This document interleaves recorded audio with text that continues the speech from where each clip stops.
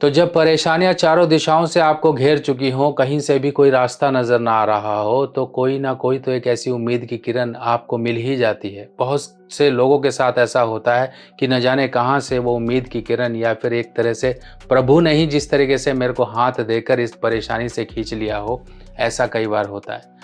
आपके साथ भी अगर परेशानियां दूर नहीं हट रही हैं, या बीमारी है, या कोई कर्जा है, किसी तरह से आपके जीवन में मुसीबत खड़ी हो गई हैं, आए दिन आपके साथ कुछ ना कुछ बड़े बड़े झंझट और बड़े बड़े घमासान हो रहे हैं, तो आपको आज मैं बताने वाला हूँ एक ऐसे चमत्कारी पेड़ के बारे में कि जो आपकी परेशानी को दूर कर सकता है।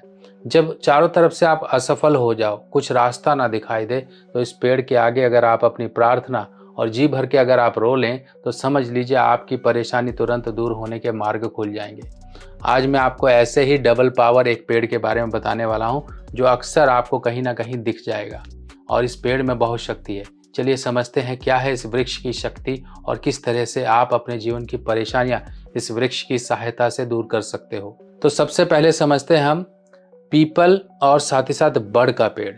ये दो पेड़ आपने अक्सर देखे होंगे। इनके आगे हम पूजा पाठ करते हैं, इनके आगे हम अपनी बहुत सी चीजें हमारे जो धर्म से जुड़ी हुई हैं वो हम करते हैं, चाहे वो बीमारी हो, चाहे कर्जा हो, कुछ भी हो, त्योहार हो, पीपल या बड़ के पेड़ की पूजा अक्सर होती है, क्योंकि ब्रह्मा विष्णु महेश तीनों का वास माना जाता है इन वृक्षों में। और ये बहुत ही शुभ वृक्ष होते हैं, जिनको बहुत ही स्वच्छता की जरूरत होती है, तभी इनकी ऊर्जा आपके लिए काम करती है। स्वच्छता और पूरे नियम को जो पालन होते हैं वो धर्म स्थान में होते हैं। और यही वृक्ष अगर आपके घर में आ जाएं, तो ये घर में आपको दिक्कतें देना शुरू कर देते हैं, क्योंकि आप इनके नियम जो है वो पालन नहीं कर पाए, जिनके कारण पितृदोष लगता है, घर में अनेकों तरह की परेशानियां आती हैं। पर यह वृक्ष आपको अगर कहीं ऐसी जगह मिल जाए जहां पर आप इसके आगे अपनी प्रार्थना बोल सकते हो, उस पर जल चढ़ा सकते हो, या इसके नीचे दीपक लगा सकते हो, तो समझो ये आपके लिए सुनहरा मौका है अपनी परेशानियों को दूर करने के लिए। इस वृक्ष को देखिए, इस वृक्ष को, इसमें आपको दो वृक्ष एक साथ निकले हुए दिखाई दे रहे होंगे, एक पीपल है और एक बरगद है। आपने कई बार बहुत सी चीजें देखी होंगी जिसमें कुश का बांदा होता है, या कुछ और जो बांदा जिसे हम कहते हैं, बांदा यानी कि दो वृक्ष की शक्ति और एक गांठ रूपी चीज जो होती है उसे बांदा बोलते हैं। पर यह भी एक बांदा का स्वरूप होता है। बांदा इसका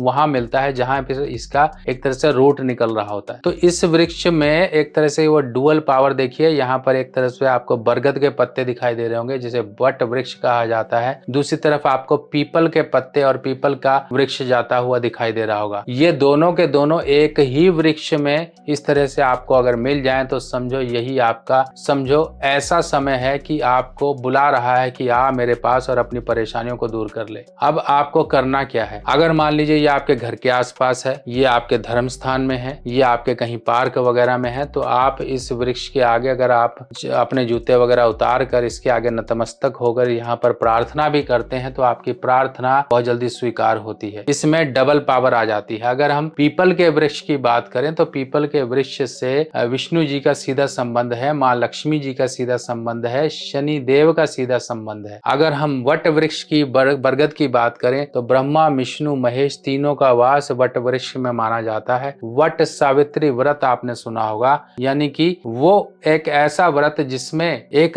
तप जो ऐसा है, तप की शक्ति से अपने पति के प्राण भी वापस ले लिए। और बड़े बड़े साधु महात्मा धर्मात्मा जो भी ध्यान मुद्रा जो भी कुछ की वट वृक्ष के नीचे की। और वट वृक्ष में बहुत सी शक्ति है। अगर आप थोड़ा सा भी ध्यान लगाएंगे दिमाग पर, तो आपको खुद ब खुद पता लग जाएगा कि वट वृक्ष के नीचे कितने लोगों को जो है अपनी भक्ति की शक्ति का अनुभव हुआ। अब ये वट वृक्ष आपको किस तरह से फायदा देगा, किस तरह की प्रार्थना यहाँ पर स्वीकार आपको करवानी है, वो समझ लीजिए। कोई बीमारी नहीं हट रही है, किसी की बीमारी नहीं हट रही है, तो सीधा सा एक प्रयोग करिए। दूध लीजिए पीतल के लोटे में, उसमें थोड़ा सा मीठा डाल लीजिए और इस वृक्ष पर आपने जाके चढ़ा देना। चढ़ाने के बाद वहां की गीली मिट्टी लेके उस रोगी के लिए आप जाकर उसको तिलक कर दीजिए, उसको माथे पे लगा दीजिए। और इस कार्य को आप लंबे समय तक करते रहिए। देखिए, रोग जिस तरह से बहुत लंबे समय से आपके शरीर में घर कर गया है, उससे भी कम, यानी कि कि थोड़े से ही क्षण में, थोड़े से ही समय में आपके उपाय करने से, आपकी प्रार्थना लगाने से वो परेशानी दूर हो जाएगी। शादी नहीं हो रही है, संतान नहीं हो रही है, संतान को लेके दिक्कत है, कुछ ना कुछ ऐसे कार्य अटके पड़े हैं जो अभी तक हो ही नहीं पा रहे हैं, घर, भूमि, वाहन, तो यहाँ पर दीपक लगाकर अपनी प्रार्थना बोलिए। कर्जा नहीं उतर रहा है तो शनिवार के दिन इस वृक्ष के नीचे आप अपनी प्रार्थना बोलिए। देखिए कैसे आपकी प्रार्थना स्वीकार होगी। आप इस वृक्ष की लटकती हुई जटा को एक दिन पहले यानी कि इस वृक्ष के पास चले जाइए। मान लीजिए आप बुधवार के दिन चले गए, प्रार्थना कर कर आ गए, दीपक लगाकर आ गए, जल चढ़ाकर आ गए कि कल मैं आपकी ये लटा को लेकर जाऊंगा जिससे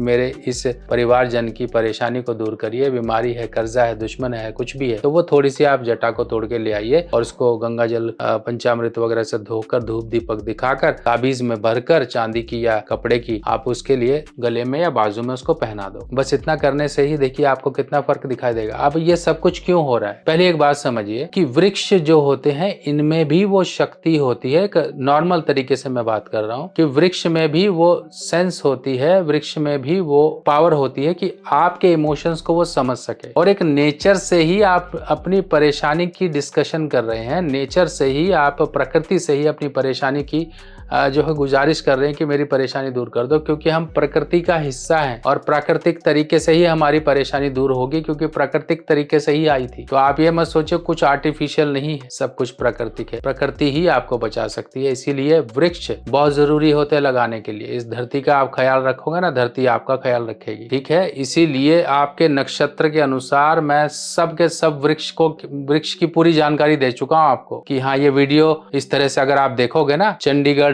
नक्षत्र गार्डन करके आप जो टाइप करोगे ना मेरे चैनल पर आकर, तो आपको एक वीडियो दिख जाएगी जिसमें सब 27 के 27 नक्षत्र के बारे में मैंने आपको बताया। आपका जन्म नक्षत्र जो है वो वृक्ष लगाओ, उसकी देखभाल करो, जीवन में कभी मार नहीं खाओगे। आपकी राशि क्या है, राशि के अनुसार लगा लो चाहे तो, ये भी बताया हुआ है आपको। इस तरह से प्रकृति से जुड़ा हुआ है। अब आपको ये सब कुछ करना है। अब कई बार क्या होता है कि कुछ एक ऐसी प्रार्थना होती है जो स्वीकार होते होते बहुत लंबे समय से आप प्रार्थना कर रहे हो, मान लो संतान की है, मैरिज की है, घर की है, नहीं हो रही है, तो 365 बाती का दीपक बनाकर आप वृक्ष के नीचे किसी भी शनिवार की शाम को लगा दीजिए। देखिए आपका कैसे कार्य हो जाएगा। अब इस प्रयोग को आप 11 शनिवार लगातार कर लीजिए, कॉन्टिन्यूस शनिवार शनिवार शनिवार, आपका देखिए कैसे वो कार्य सफल होने का रास्ता खुल जाएगा। लोग अपनी मन्नतें मानते हैं, जाकर चुन्नी बांधते हैं, धागा बांधते हैं, इस वृक्ष पे इतनी शक्ति है इसकी। तो इसी तरीके से जब वो शक्ति डबल मिल जाए आपको, तो समझो यहाँ पर आपके डबल चांसेस हो जाते हैं कार्य पूर्ण होने के। बाकी इसी तरह की और प्राकृतिक जानकारियां, नेचर से जुड़ी हुई, नेचुरल तरीके से आपकी परेशानी को दूर करने की जानकारियां लेकर मैं फिर आऊंगा। तब तक के लिए अपने सुभाष भाई को आज्ञा दीजिए। नमस्कार।